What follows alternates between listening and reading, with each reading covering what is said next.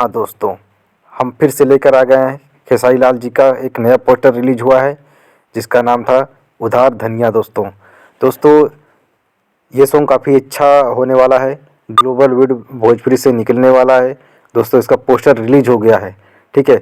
उसके फैक्ट हैं यामिनी सिंह और सिंगर खेसारी लाल और शिल्पी राज है। दोस्तों ये इसको लिखा है अखिलेश कश्यप जी ने और काफ़ी अच्छा तरीके से लिखा गया है। लोकगीत है 2023 का, झगड़ा 2.0 से भी आगे जाने वाला है दोस्तों ये।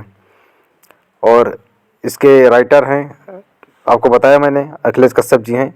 तो काफ़ी अच्छा सॉन्ग होने वाला है दोस्तों। अगर आप हिट मशीन खेसारी लाल जी के फ़ैन हैं तो इस वीडियो को लाइक ज़रूर कर देना।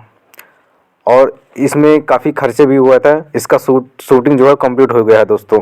तो बस इंतज़ार थोड़े दिन का है, बहुत जल्दी आने वाला है वीडियो ये। और वीडियो अच्छी लगी हो तो लाइक कर देना दोस्तों। मेरे चैनल पर पहली बार तो चैनल को सब्सक्राइब जरूर कर लेना लेटेस्ट अपडेट पाने के लिए दोस्तों।